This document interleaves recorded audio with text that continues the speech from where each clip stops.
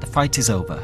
That's what we were told back in 2007 by Bungie, who created the Halo trilogy. But when Bungie's contract ran out with Microsoft, they moved on to new pastures to work on new games. However, they left the Halo franchise behind with Studio 343, a game development company for Microsoft. With that, 343 Studios announced a new trilogy of games with Master Chief returning back in 2011. There was a lot of grunts of disappointment from fans who thought this game would be ruined by this new company. But at the E3 2012 game show, they shocked fans with gameplay footage with Master Chief fighting new enemies and using new weapons after teasing the Covenant still being in the game. Hopes were set high for this new game, but could 343 learn from Bungie's mistakes that made the Halo games stagnate, or is this just a quick cash grab by Microsoft who wants this fight to continue forever? Seems like old times. Ready to get back to work? I thought you'd never ask. We left Master Chief and his AI ally, Cortana, orbiting around an unknown Forerunner planet after the events of Halo 3. 4 years have passed, and suddenly the ship is boarded on by Covenant, which sets off a series of events of you going to the Forerunner planet and discovering this new enemy. For anyone who hasn't played the Halo games, you are diving into the deep end without any explanation of what has happened in the previous games. But also, if you've only been playing the games and not reading any of the Halo fiction through the books or the animes, it's still not clear what is going on most of the time either. This is why the storytelling fails, since they are expecting you to know who this new enemy is and why you're still fighting the Covenant after the events of Halo 3. An example of this is when you discover the new villain, which has been teased all over for this game. Everyone else seems to know who this evil is, but you've got no clue. It never gets explained either, unless you find the hidden terminals hidden in the game, which you can only access afterwards through the Halo Waypoint app outside the game. These explain the overall backstory of this new villain and his motivations, and it's a very good story. But if you're going to hide this content, players will miss it. This so-called villain ends up being more of a Saturday morning cartoon villain without that backstory. But the one thing they do get right is the story of Master Chief and Cortana. These two have survived a lot, and you can see it affected them greatly, especially with Cortana slowly degrading. They have made two very emotionless characters from the very beginning of this series to becoming more alive than most people you encounter in Halo 4. Who knows what will happen in the next two games of this new trilogy, especially since there doesn't seem to be a closure and no hints of what is to come next. But that will be a while off. There is of course Spartan Ops, a co-op mode which takes place after the events of Halo 4. This is weekly content which continues the story. So far, these have been lackluster story-wise, but who knows what's going to come over the next few weeks. All in all, the story could have been amazing, but was presented to us badly. So fades the great harvest of my betrayal. Even these beasts recognize what you were oblivious to, human. Your nobility has blinded you. Time was your ally, human, but now it has abandoned you. The Forerunners have returned.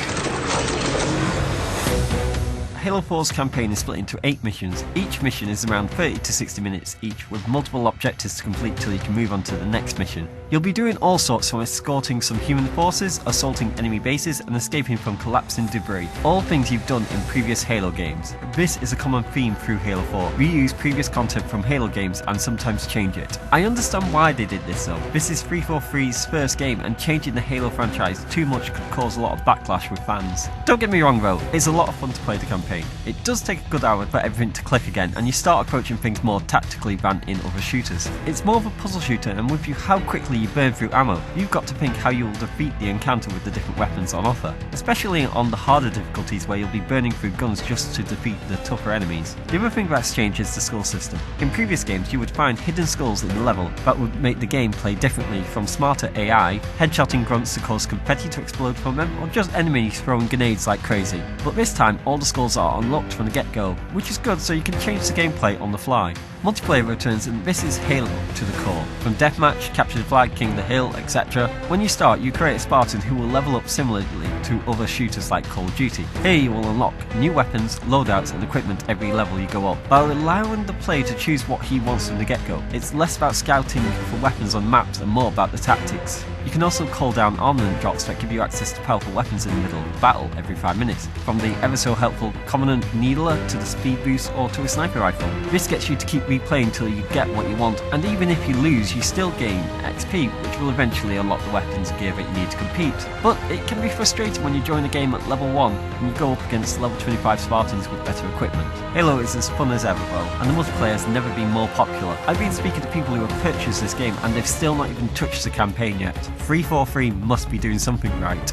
This isn't about us or this ship anymore. Sir, we've seen what the Didact is capable of.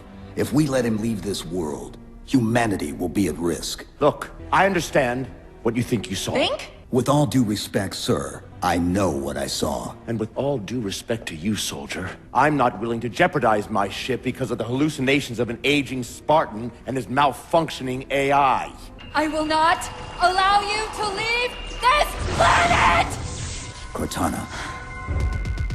When Halo 4 was teased back at E3 in 2012, it showed new enemies and weapons. It was an exciting time for Halo. Combat was about to evolve once again, but it seems to have only been a visual evolution since the weapons and new enemies are fairly lackluster. The new enemy race is the Prometheans, and with that you would think you would be facing lots of variations of new enemies. It actually boils down to facing 3 new enemy types. The Knight, which is the main soldier type who uses all the Prometheus weapons and can teleport around the battlefield. The Crawler, which is like a dog, crawls on walls as the name would imply, and can only die to headshots, and the Hovering Watchers who can shield and revive the Knights and fling grenades back at you. It's fun at first working out these new enemy types, but you'll soon come to get bored of them. The Covenant is back as well with the brutish elites, the right-handed jackals, grunts who are the basic cannon fodder of the Covenant, and the rare hunters who are the hardest of the Covenant alliance. That's it, you will face 7 whole enemy types through this whole game, and that is fairly disappointing, especially since the Covenant uses the same tactics they've used in the previous 5 games. It gets fairly tedious playing this game near the end. The weapons the Prometheans use as well do look fancy, but you come to soon realise they are basic carbon copies of the human weapons with slight changes. I was hoping the Promethea weapons would be more iconic and different like the Covenant Needler, completely different and offering different strategies to the player, but what ends up happening, you are just using their weapons because your other guns have no ammo left. Even some of the new Covenant weapons have been tweaked to be more like the human weapons. 343 has played this safe and it's a complete shame. The weapons feel underpowered as well in the campaign, where you're unloading full clips into enemies and the reaction the enemies give off make you feel like you're firing peas at them. I can only imagine this will be worse in higher difficulties where enemies have more health. But by doing this, they have ensured the multiplayer will be balanced. It's fast paced and human players can die quickly to various weapons you unlock on your Spartan. There are new abilities that you can use during the battle, from sending out holograms to distract enemies, personal cloak fields, jetpacks, heat vision or auto sentries. These are useful in certain situations during the campaign, but most of the time you'll only find one-time use for them. In multiplayer it's up to you to think what ability is best for your loadout. There's also a new vehicle as well called the Mongoose, which is a mech unit with a machine gun and auto rockets. It's very fun to play but quite slow. Expect to die to this a lot in multiplayer, especially since your initial loadouts won't be very useful burst vehicles. The combat is meaty and fun, but it's nothing new. I can give you over 40,000 reasons why I know that sun isn't real. I know it because the emitter's Rayleigh effect is disproportionate to its suggested size. I know it because its stellar cycle is more symmetrical than that of an actual star. But for all that, I'll never actually know if it looks real, if it feels real. Before this is all over, promise me you'll figure out which one of us is the machine. On these aging consoles where PC is taking over, 343 has done an amazing job of portraying the Halo universe on the 360 like never before. It's spectacular to behold, especially the skyboxes that have been made for the Forerunner landscape. It's a joy to behold. Each of the new enemies and weapons give off a different feel the universe has been lacking for a while. It feels like it's been pulled straight out of Tron. The music is great as well, but there is no iconic music from the past series, so don't expect to hear the classic monk chanting theme that's been in the series since the original Halo. The Promethean weapons look great, but they sound more like Fisher-Price toys when fired. The other change as well has been to the Covenant. They no longer speak human, so you will come to miss the grunt screaming and wailing, "The demon! The demon!" But this is a good thing as well, since it gives the series a more serious tone, which is delivered across with fine voice work done on most of the main characters. Cutscenes are phenomenal as well, and the human models look lifelike. There isn't any major frame rate drop as well, unless you're in massive multiplayer matches, but this is rare. But a first game by 343, they have done an excellent job, and I can't wait to see what they can do with the next console.